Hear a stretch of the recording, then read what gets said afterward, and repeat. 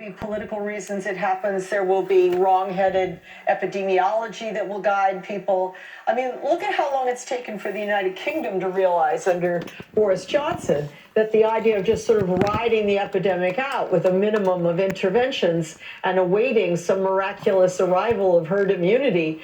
I mean, they stuck to this idiotic notion for an incredibly long time. And it wasn't until yesterday when the Imperial College report came out that showed, thousands of people will die because of this, that they finally turned their policy around. I think if science alone guided the reasoning of mayors, governors, presidents, prime ministers, legislators, we would have been way ahead of this long ago. And in fact, would have jumped hard on Wuhan back in early January. But politics is in the driver's seat, not science. But let's say you, Lori Garrett, can wave a magic wand. You, with all of your expertise and everything that you've seen and everything you've reported over these decades, you could dictate that science is going to guide the American response henceforth starting right now. Congratulations, Madam Dictator. Anointed by Rachel. Exactly. In this hypothetical, exactly. But if you could do it, what would be the rules as of tonight? Well, as of tonight, I would have a coherent surveillance net in place so that I had a strategic idea of what kind of surveillance would guide policy wisest. So, for example, I would say in my community, if I were running the city of New York, I would say these 6 hospitals will be my sentinel hospitals. I order immediate testing of everyone in those hospitals diagnosed with pneumonia. I want to know if any of those, unbeknownst to us, is actually a COVID case. And while we're at it, let's go through some past samples from the last 6 weeks from patients that had pneumonia of unknown cause and see if any of that was hidden COVID. Because that will tell you the real prevalence in the population as opposed to this tip of the iceberg stuff we're getting. It'll tell you also whether you've had healthcare workers at risk all this time. Then while you're at it, let's test all the healthcare workers that have been on those wards. Exactly. Exposed to those patients. Exactly. And then if we find some that are positive, let's work our way through the chain to their family members and their co-workers. Right. I want to bring into the conversation now Dr. Michael Osterholm. He's the director of the Center for Disease Research and Policy we spoke with earlier is at the University of Minnesota. Dr. Osterholm, let me just ask you to respond a little bit to this conversation that we're having and any of the other conversations that we've had, particularly with the mayor of New York tonight, about what's possible and about what will have the greatest efficacy in terms of public policy interventions here on out. Well, I think it really is 2 things we need to look at, and I agree with Lori Garrett very much that we need good surveillance. What we need to do is find out right when that curve is about to start to jump up. And when that happens, then you put the pedal to the metal and you help your community understand why these things are really important. It is going to be a rolling set of outbreaks around the country. It's not going to all be New York or San Francisco or Seattle at the same time everywhere else. And so what we want to do is make sure we have a national response, but not one that's driven by just the first cities. They're critical, but they are only a part of the entire national picture. Let me put this question both to you, Dr. Osterholm, and to you, Lori, about testing. One of the things that I've been trying to understand is whether we should be doing antibody testing. Obviously, antibody testing doesn't test for the presence of the virus itself. It tests for the body's response to the virus. Obviously, the body takes a little bit of time to produce an antibody that you can test. You have to worry about that lag time. But antibody tests, as far as I understand it, both are cheaper, have a quicker turnaround time, but might also give you some sort of window into whether or not people were out there and among us who had been exposed, who had developed antibodies, and who were now clear of the virus in terms of being infectious themselves. Well, you're absolutely right. In a perfect world, we would be using serology to guide a lot of our decision process, because since no human beings ever saw this virus before sometime in November, no human being should have specific antibodies against it. So anyone who does have antibodies was exposed in this recent time period on planet Earth. So if you're right, if we had antibody tests, we could get an idea how many human beings in Wuhan were actually exposed over the last, 8-9 weeks. Who survived it and has now clear of it, even though they never got tested. Exactly. What's our baseline? And we could walk into Seattle and figure out a baseline. The problem is, show me the antibody tests. Dr. Osterholm, what's your reaction to that? No, I agree with that. Listen, I'm coming from a state here in Minnesota where we are still restricted to just testing people who are hospitalized because we have so few tests. So, I mean, this is really a very, very unfortunate situation. And each week we keep being promised we're going to see more testing and it hasn't materialized. So we can't even describe the outbreak that's obvious because we can't test people here yet. Mike, I want to ask you something because we've known each other a long time, and there's two kinds of tests that we want to think about. There's the diagnostic test, which has to be very, very accurate because you're going to guide treatment choice based on it. And then there's the idea of a surveillance test that can be quick and dirty. It just is meant to guide a sense of what's your baseline. Right. As far as I know, and correct me if I'm wrong, no one in the whole country is working on a surveillance test. That's correct. All we're talking about is a strict diagnostic test. Am I right? That's correct. Yeah, I mean, I think at this point, there will be a series of tests, just as we talked about with serology. We don't have these tests yet, and we surely need them. It'll guide us in our policy areas, and we don't have that test right now. Dr. Michael Osterholm, Lori Garrett, I want to thank you both so much. And Lori, you Thank you. that point in the conversation saying, I got to ask him a thing, that was like a manna from heaven moment for me as a broadcaster. That was exactly what I needed you to do. Thank you, and thank you for doing that. I appreciate you being here. All right, let's bring...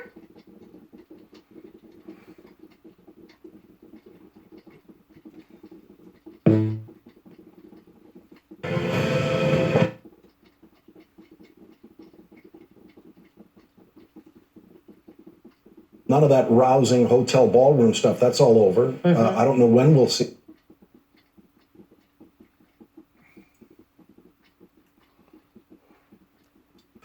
Really are not. I mean, 1918, the horrible flu epidemic of 1918 under Woodrow Wilson, that was a time there was some discussion of suspending the midterm elections. Didn't happen, but those elections went very much against Woodrow Wilson because he was a horrendous president to take us through a crisis like that. Michael Beschloss, it's Lawrence O'Donnell here. I wanted to ask you about Lawrence. something we saw today in Ohio, and that is a governor basically canceling an election day in Ohio after courts telling him he can't do that and don't do that. I'm not sure where this leaves us and what the precedent is for this. This is, after all, a country that carried out a successful presidential election in 1864 during the Civil War. Absolutely. Yes, and many people said that Lincoln should not run that year, or some even said suspend the election and let Abraham Lincoln serve even longer. And I think, yes, elections are held at the state level, but there's a pretty dangerous precedent when you begin to have governors on their own suspending elections for whatever reason, especially given the tenuous state our democracy is in tonight. And Michael, but with that precedent, literally, I can't believe I'm saying this, but with the Civil War precedent and with the constitutional explicitness in terms of how our national elections are set, it's literally impossible under our Constitution for the November election to be called off for any purpose by any individual person. That is absolutely true, but if you're going to let your mind begin to wander, what if there should be a national emergency with martial law, God forbid, things like this? People will suggest this. It would be very much against the Constitution, should not happen. Michael Beschloss.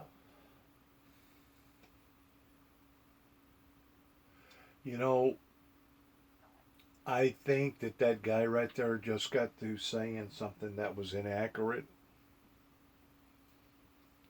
I think, if I'm not mistaken, under the Patriot Law, that if the United States is engaged in a war amongst itself, that there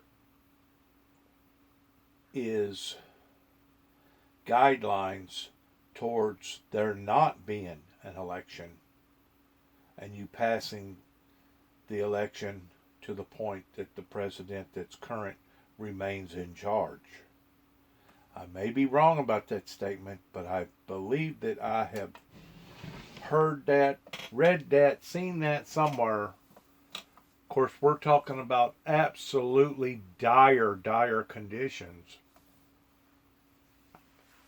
of the whole country basically being turned upside down. But if I'm not mistaken, under the Patriot Law, there is a clause that if it's that chaotic in the United States, by rights, the election can be called off. If I'm not mistaken, what he just got through saying was inaccurate. If I understood him right. And if I have understood various degrees in the Constitution under various statutes. You know, there's really so much when you get to looking into the formality of how this government is to be governed. And you basically got to break it up in 3 different sections pertaining to the Senate, Congress, and of course the President. And unless you're a master at really, really in-depthly understanding each and every concept, it can have a trickery or a deceiving effect towards not understanding exactly what the founders intended if this hypothetical occurred. Because trust me, it's written in there of it occurring. Whenever they went through what they went through in 1918, that was documented in how that they handled various situations, which was in ways a very, very barbaric, heathenistic environment that befallen upon to that society at that time. That's the reason why after the pandemic was over with, you really don't read a whole lot more about, throughout history books, you really don't read a whole lot more about it because it was so shameful and the people felt so bad that they basically all just shut up about it. It was a remarkable event in a horror type way.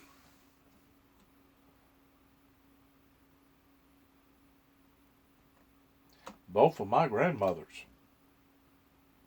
went through that. And my one grandmother wound up getting polio. She wound up getting almost paralyzed over that. She finally halfway got over it because of her inner strength, but she almost died over that, pertaining to that went on. And of course you can look back throughout history, it talks about pestilences in the Bible. Plagues, pestilences, various things that falls upon to humanity.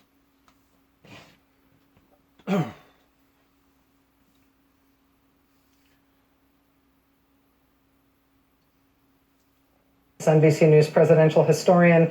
Sometimes we go to you on good days. Those are rare days. Please. Yeah.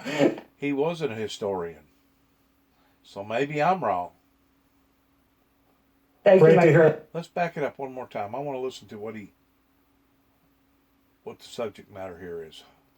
Are set. It's literally impossible under our Constitution for the November election to be called off for any purpose by any individual person. That is absolutely true, but if you're going to let your mind begin to wander, what if there should be a national emergency with martial law, God forbid, things like this? People will suggest this. It would be very much against the Constitution should not happen. Michael Beschloss, NBC News presidential historian. Sometimes we go to you on good days. Those are rare days. Please. Yeah. Thank Great you, my to hear friend. your voice. Stay well. And Lawrence O'Donnell, thank you as well. Our MSNBC coverage continues of this split screen night. Our national response to the coronavirus crisis unfolds.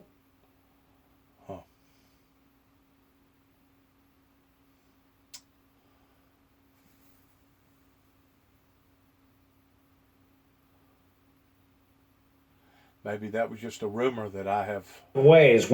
picked up on pertaining to the country being chaotic, that it was written in certain criterias that the election didn't have to be held. Maybe that was just a rumor. While covering a spreading pandemic, we are also tonight covering 3 state primaries in Arizona, Illinois, and Florida. First, to the urgent health crisis, we have now entered a new stage in this nation's battle against coronavirus. The virus has spread now to all 50 states. And the District of Columbia, death toll has crossed north of 100. Tonight, there are over 6,000 confirmed cases in these United States. There's now the possibility that New York City, the largest urban center in our country, They're keeping up with this like a ball game, towards how many deaths, how many people's been infected, how many countries, how many people's reported various things. They're keeping up with this thing like a ball game. may soon see more severe measures to contain this virus. This is moving very fast. We should all be very concerned about how we find a way to slow down the trajectory of this virus. The idea of shelter in place has to be considered now. It has to be done between, in our case, the city and state, working together, respecting the state's role. But what I was trying to say to New Yorkers is this is the reality we're facing now. Get ready for the possibility, because it's not so distant an idea at this point. Even a week ago, I would have said, no, that's impossible, but not anymore. What a series of events. That was Mayor de Blasio here in this studio not long ago. Also tonight, let's look to the west. The governor of Kansas has announced all public schools will be shut for the remainder of the school year.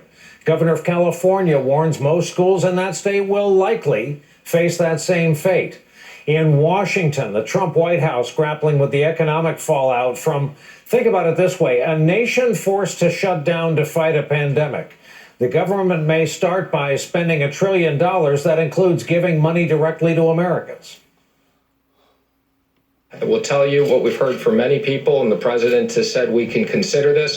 The payroll tax holiday would get people money over the next 6 to 8 months. We're looking at sending checks to Americans immediately. And what we've heard from hardworking Americans, many companies have now shut down, whether it's bars or restaurants. Americans need cash now, and the president wants to get cash now. And I mean now, in the next 2 weeks. And the following made people snap to attention tonight. NBC News has confirmed that same man, the Treasury Secretary, told Republican senators on the Hill unemployment could reach 20% if Congress fails to enact the stimulus measures. We already know we are looking at a huge hit to GDP. Senate Majority Leader Mitch McConnell says his chamber won't leave Washington until it passes a coronavirus aid bill that was already passed by the House, even if some of his Republican colleagues are not fully on board. A number of my members think there are considerable shortcomings in the House bill. My counsel to them is to gag and vote for it anyway, even if they think it has some shortcomings.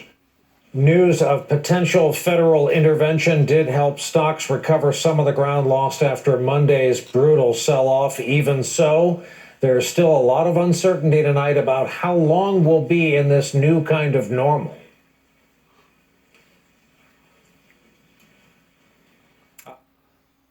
Somebody there. Let's instead turn to the results in the 3 races of this night.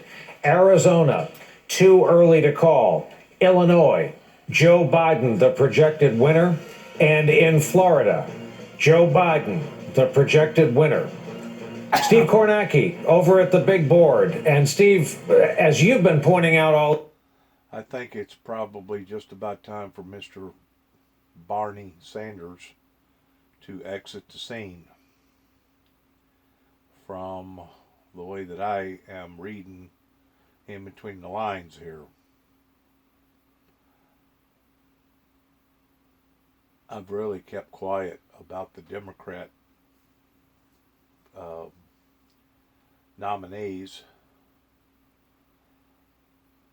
I personally felt like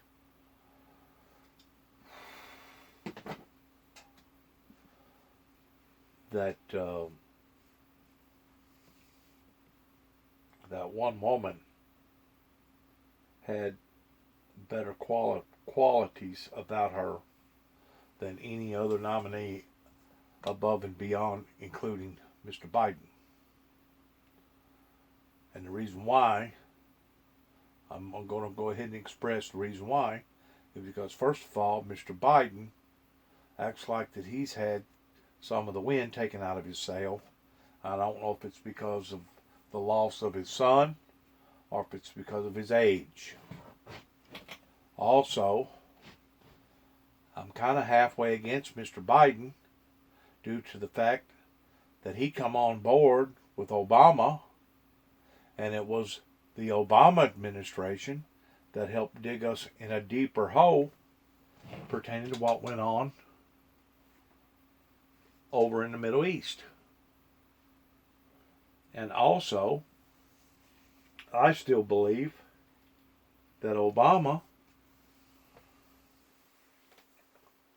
was trying to promote the beginning phases of a civil war over what went on over in South Carolina over one particular madman. The part about Obama not truly being a born citizen of the United States, I really don't put a whole lot of emphasis on that, but what I do put a lot of emphasis on is his father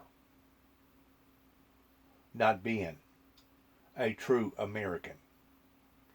And if I'm not mistaken, according to the guidelines, you're supposed to be an established citizen here for a certain amount of years before you're even qualified to even run for president. So if Obama was to have been disqualified, it wasn't so much of over his birth certificate of whether or not he was born in Hawaii or over in Kenya, but it was the fact that his father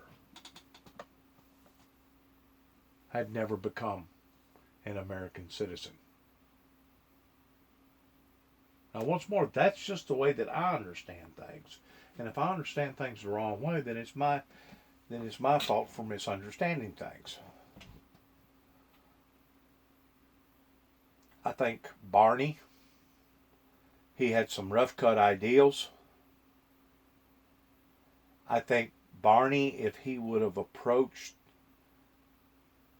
the audience in a different tone and in a different demeanor pertaining to the greenhouse and pertaining to the existence of this planet towards what we're doing to the planet, I think if Barney would have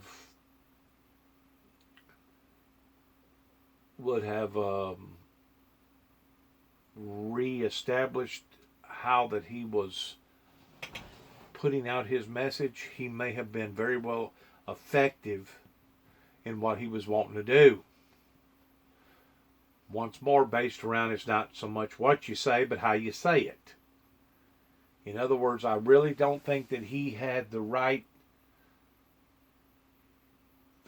zeal of really getting through to your older class voters that this was in fact a urgent matter pertaining to the greenhouse effect, the Green Deal, the new Green Deal. If he would have approached that in a different way, he would have been more favorable to becoming a candidate above and beyond Mr. Joe Biden. But now it looks like the milk's done been spilt. Now it looks like, reading between the lines, that he needs to bow out gracefully. Now, once more, that's my opinion, and my opinion don't cost you nothing. evening long. Part of the story here is how the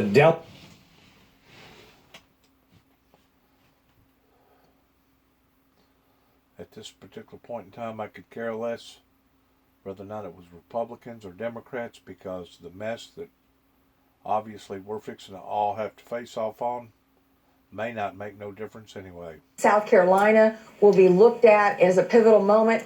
But tonight I was reminded how presidents are supposed to act in a crisis. We have a president right now who lies and hits the microphone and lies again, and then hits the Twitter thing and lies again. And when you're in a crisis, Americans want to be reassured, and it's hard to get reassurance from a liar.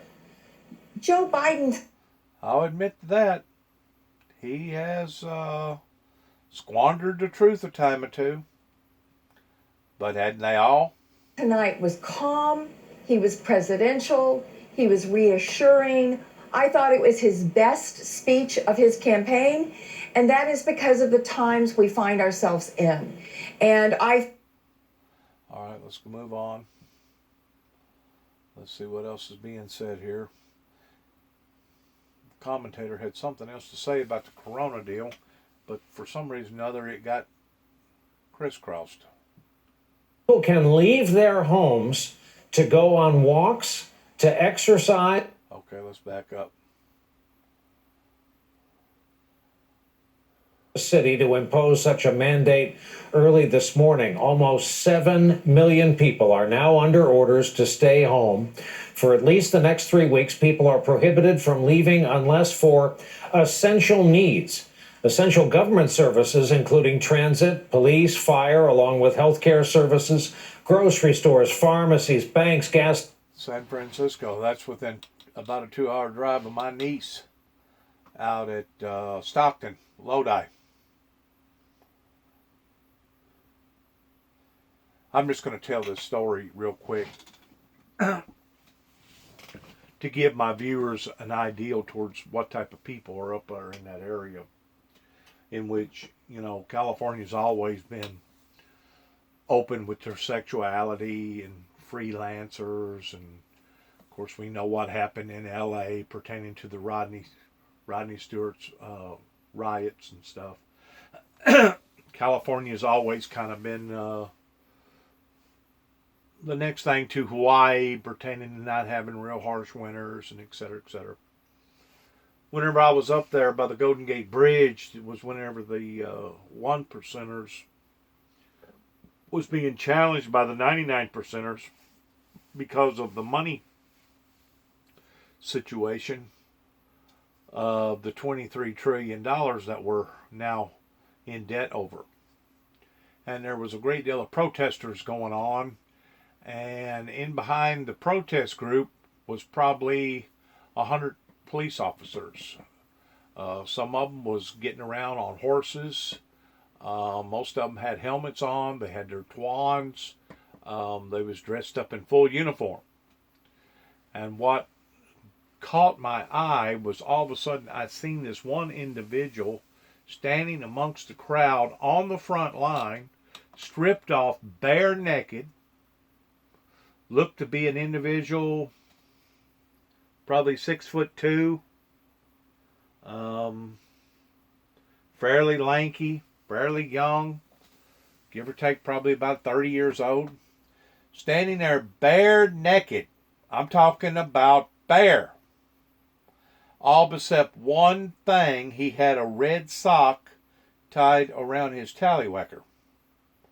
But the men that was working in the police officer force was watching that guy like a bunch of dogs looking at a pork chop, where they was literally almost licking their chops looking at this individual, because he was nice looking as far as his body, and he looked like he had a tan, and I just couldn't believe that I was standing there making an observation of something like that out in the broad open in broad daylight. And I guess because he had a red sock tied around his tallywhacker, he wasn't considered completely bare naked.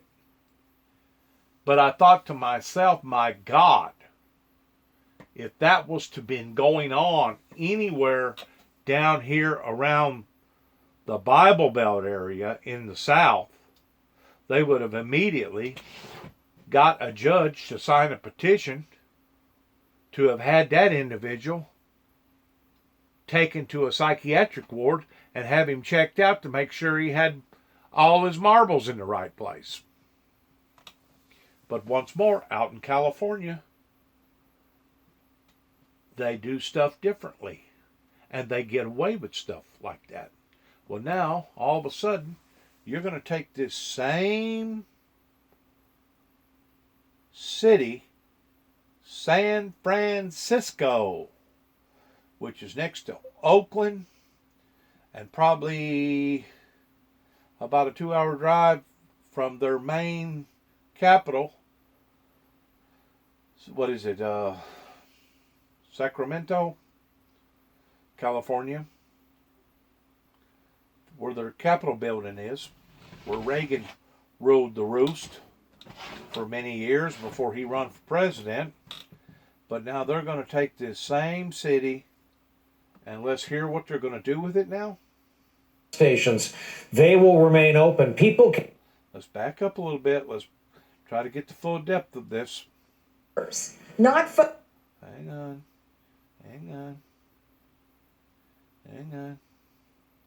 Here we go, right here. The spread of the coronavirus. Monterey County, California shelter-in-place order goes into effect tonight at midnight. Further north, San Francisco, as you know, became the first and largest city to impose such a mandate early this morning. Almost 7 million people are now under orders to stay home.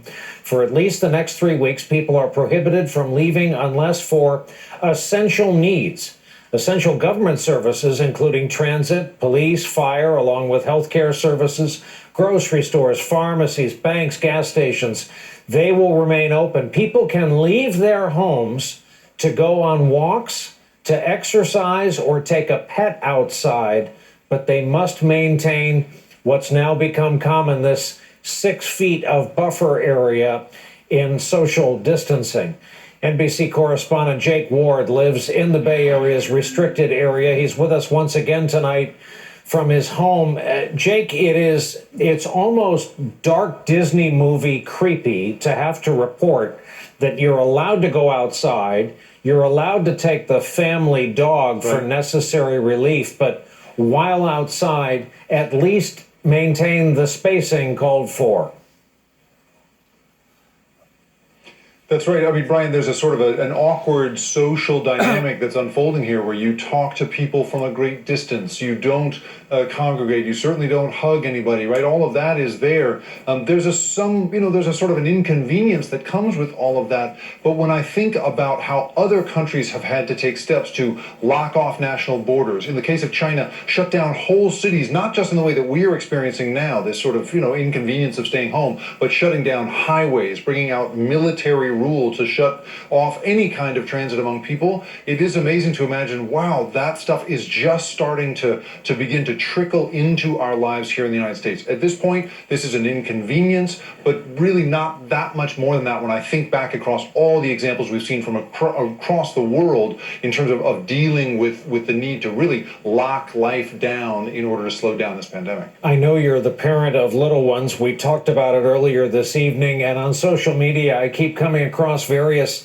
ideas to help parents with this new notion of homeschooling. Somebody in the last couple hours asked if PBS wouldn't be perfect for this kind of role, and I'm guessing there would be an hour per grade going on through the day. But of course, no two classrooms, even in the same grade, no two schools, no two school districts are going to be on the same lesson plan. But to prevent slide in learning, which normally happens just in summertime, happens disproportionately to low-income kids, to prevent that slide, I suppose any assist would be welcomed by parents. I think that's right, Brian. I mean, for us, right, our children just went to bed moments ago in the room next to where I'm standing here. And so, they're thrilled. They're out of school. They get to hang with us. But it's suddenly on us to try to keep their minds moving, right, to keep it all happening. But for me, the greater concern, I think, is the conversation I had earlier today with one of the big outreach programs in San Francisco that deals with homelessness there, a program called Glide. And they were pointing out that the hundreds, if not thousands, of children across California that are homeless on a day-to-day basis depend on the school system, not just for the child care that makes this situation inconvenient for a family like mine, but the need to get food and shelter and the rest of it. As a fellow parent, I just realized you should probably keep it down if you're trying to get those two little ones down for the night. Jake, thank you very much for being so accommodating and welcoming in the confines of your home starting tonight for a good long while. We appreciate it. We are very fortunate to be joined now by the mayor of the city of San Francisco, London Breed. And Mayor Breed, I watched your announcement and I watched you come to a critical part of it when you asked people, you warned people not to panic. And I'm so curious tonight to get your assessment of compliance, what is in effect the end of day one. Well, it looks like so many people have risen to the occasion and are complying with the order. You see people walking around a lot more, but they are exercising social distancing. There are still challenges in our grocery stores and in other places. But for the most part, the streets were pretty empty, other than people walking around, walking their dogs, riding their bikes on buses. Our buses were fairly empty. So I think for the most part, people are complying. They realize the importance of this, how significant it is, and we are adjusting.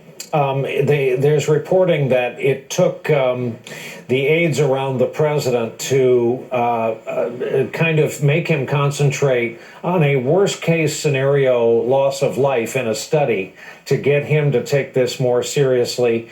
For you, as the mayor of an important and large and sprawling city and financial center, was there a moment, was there a presentation where you left the room and said, we've got to do this?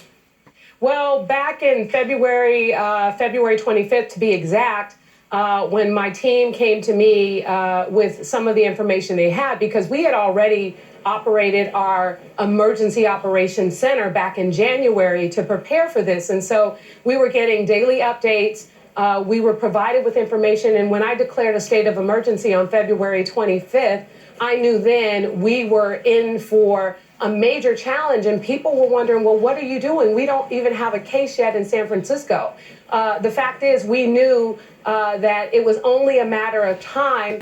And if we didn't alert the public, provide the most accurate scientific data necessary to make sure people were prepared, then we were going to be in for a real challenge with our public health system here in the city. And so everything that we've done has been in collaboration with our public health officers, some of the best, I think, in the country, to try and prevent the spread. And so we have taken steps that are, I know, unprecedented, but they are necessary. And I think that it's important for other cities throughout this country, because this is not just San Francisco, it's not just the Bay Area, it's not just California. We need to take drastic steps now in order to avoid, the increase in the number of people who end up with the coronavirus. And that's what this is about. We want to slow the spread. We don't want it to get out of control where we can't handle the capacity in our hospitals. How often every day do you talk to the governor? The governor and I communicate somewhat on a regular basis, but I probably talk to my public health director more throughout the day than anybody else. Mayor London Breed, thanks for being patient with us, and we wish you the very best with the enormous challenge you've been handed, and please stay well. Thank you. We're going to take a break in our coverage. When we come back, we're going to talk about other aspects of this crisis we're covering, other aspects of tonight's political ramifications following the primary vote in 3 cities.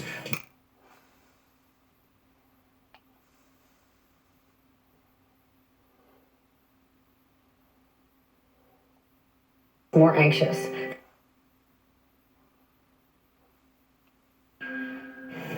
I'm really sorry to tell you this because the number has gone up literally over 100 cases in the course of the day. We're at 923 cases at this hour tonight with 10 people who've passed away. 923 cases in the city? In the city alone. Wow. In the city alone, Rachel. It's unbelievable how rapidly this crisis is growing right now.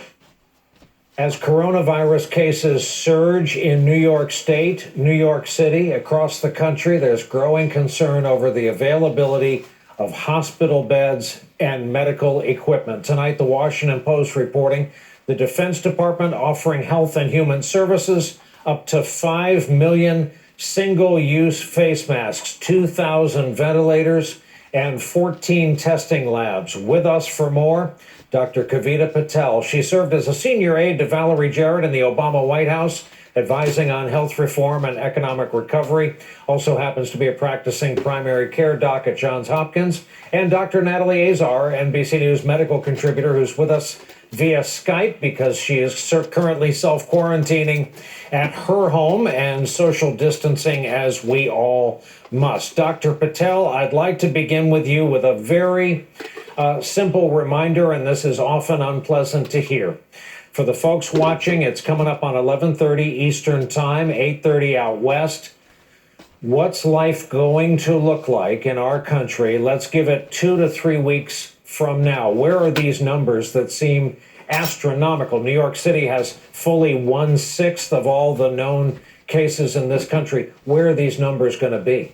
Right, Brian, these numbers are going to elevate at least 20-fold. So we're talking, and you've already heard the governor of New York really try to give people a stark reminder. 18 million New Yorkers, anywhere from 40 to 60%. Remember, a lot of those people will be completely asymptomatic, so these people should not all end up in the hospital.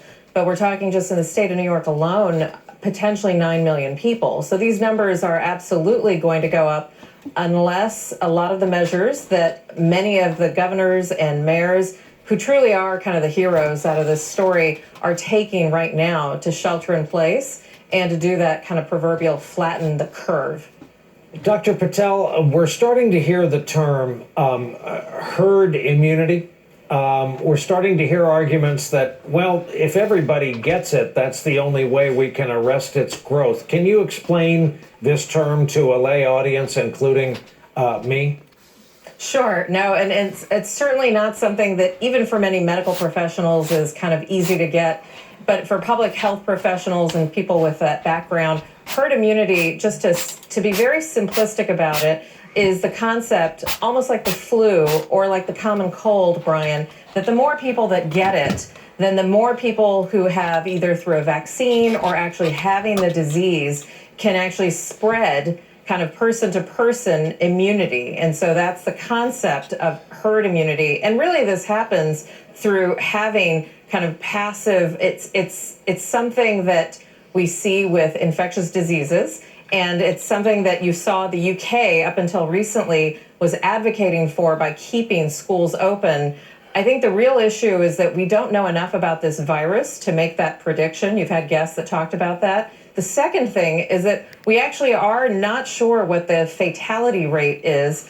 And it's way too early to think about how we could potentially, without a vaccine, without any sort of treatments, safely and responsibly encourage herd immunity. And we also do think, I think you've had guests in the last 2 hours that have talked about the fast changing nature of this virus. The virus we see today is not going to be the virus that we see in 6 months. And that's because it's a very different type of organism.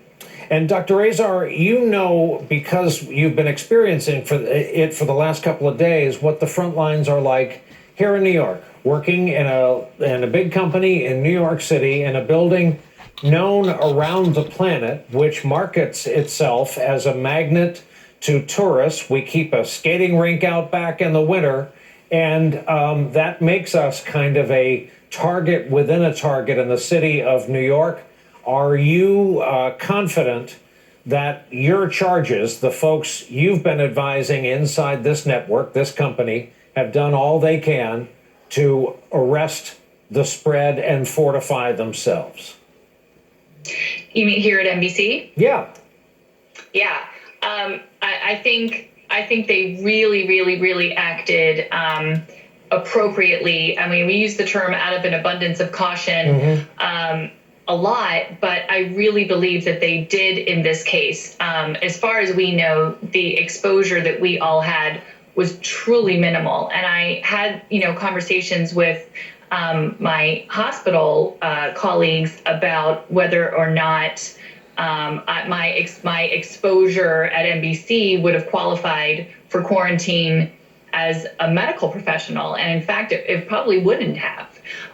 So I theoretically could have, gone and worked this week and seen my patients based on the level of exposure that I had. Which I think is interesting. So I think that NBC was very, very quick to say, you know what, we're reporting on how to do this. We have to do this right. And yeah, so, you can never be too careful with something like this. And there's no Monday morning quarterbacking. We know just how contagious this virus is. We're learning more and more just how contagious it is in the asymptomatic period. So yeah, I think they did everything right. And, I'll be back in both offices, hopefully next week. Interesting that you bring that up, Brian, because we're making adjustments on the hospital side too. Every single day, we're trying to get our telemedicine, our virtual care up and running by Thursday, which is kind of unprecedented because most of us don't have that already, implemented in our practices. Some of the newer practices do. We didn't. So everything is being modified literally on a daily basis as much as we're hearing the news changing on a daily basis. Doctors, I want to thank you very much first of all, for staying up late with us after a long day and for helping us understand this and pass it along to our audience. Dr. Kavita Patel, Dr. Natalie Azar, we greatly appreciate it. When we come back, we're going to switch over to our political coverage, talk about what happened tonight in 3 of our 50 states, the dramatic come around of the campaign of Joe Biden and voter turnout, what we've learned.